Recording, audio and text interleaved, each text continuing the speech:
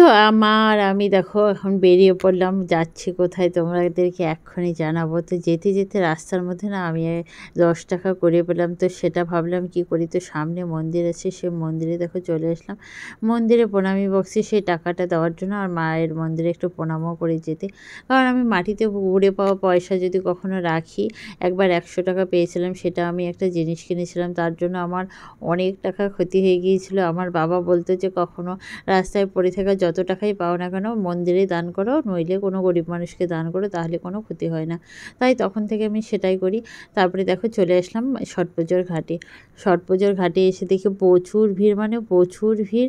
তো অনেক কষ্ট করে ঠেলে ঠুলে ভিড় ঠেলে দেখো একটু সামনে চলে আসলাম একটু দেখার জন্য। দেখো এই যে পুকুরটা আছে, অনেক বড় একটা পুকুর। পুকুরটা হচ্ছে পুরো সাইডটা এভাবে ঘাট বেঁধে দেয়। আর এই দেখো এরা খুব কষ্ট করে গণ্ডি কেটে আসছে, মানে শুয়ে শুয়ে আসতে হয়। তো এইভাবে ঘাটে চলে আসলো, কারণ এখন দেখো সবারই উঠে যাওয়ার টাইম হয়ে গেছে। আর এই এখন আসলো, কারণ অনেকটা সময় লাগে। আর এনাকে দেখে এরকম মনে হচ্ছে যেন এখনই অজ্ঞান হয়ে পড়ে যাবে। তাই দেখো হাওয়া করছে একজন পিছন পিছন। কত কষ্ট লাগলো দেখে, একদম হয়তো মানসিক যাদের থাকে তারা এইভাবে গণ্ডি কেটে কেটে আসে, একদম বাড়ির থেকে ঘাট অবধি এভাবে শুয়ে শুয়ে আসে। আর দেখো এই যে আমি একটু শেয়ার করছি তোমাদের সঙ্গে, কত সুন্দর দেখো ডালি কুলোগুলো সাজানো, মানে অনেক ভালো লাগে। আর ঘাটটার চারদিকে দেখো লোক গিজ গিজ করছে, মানে ভর্তি। আর এভাবে ঘাটটাকে একদম মানে বেঁধে দেয়। পুকুরটা যেহেতু অনেক ডিপ আর অনেক খারাপ পুকুর, তাই এভাবে বেঁধে দেয়, মাছা পেতে দেয় চারদিকে, আর সিঁড়ি করে দেয় সবাই নেমে নেমে, যাতে পূজা করতে সবারই সুবিধা হয়, কোনো কষ্ট না হয়।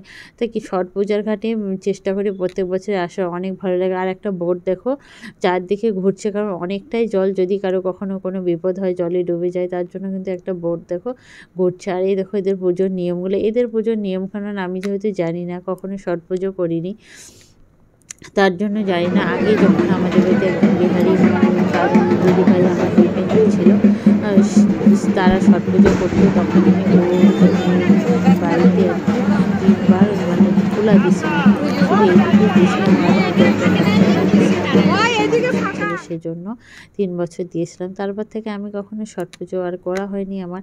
আমি নিজে করিনি, যার শুধু কুলোটা ধরিয়ে দিতাম আর কি, ওরা সব দিত।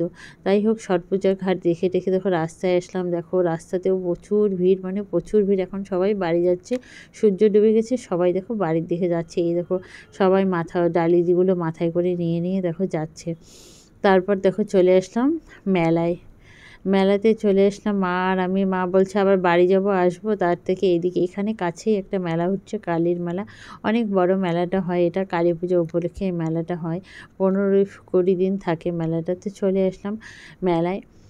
এখন দেখো মা যে পুজোর কিছু জিনিস নিল টুকিটাকি। তারপরে মেলাটা তো অনেক বড়, এতটা তো ঘুরে দেখানো সম্ভব নয়। তারপরে দেখো আমি দেখানোর চেষ্টা করছি যতটুকু পারছি।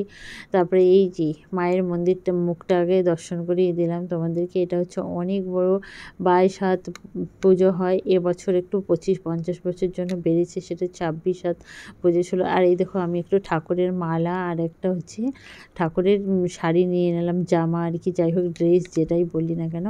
কারণ নিজের জিনিস কিনবো, ঠাকুরের জন্য কিনবো না, তা হয় না। সামনে রাস পূর্ণিমা আসছে, তার জন্য আমি দেখো ঠাকুরের একটা সেট নিয়ে নিলাম। আর আমি দেখো এই যে আমি মালা দেখছি, মালাগুলো পছন্দ হলো, তো ভাবছি কোনটা নেবো, রেডটা নেবো না এইটা নেবো, এটা বেশি ভালো লাগছে, তো আমি এটা নিয়ে নিলাম। এখন দেখো মা বলছে যে কিছু খেয়ে যাব, মানে আমি বলছি মাকে যে যাওয়ার সময় তোমাকে কিছু খাওয়াবো।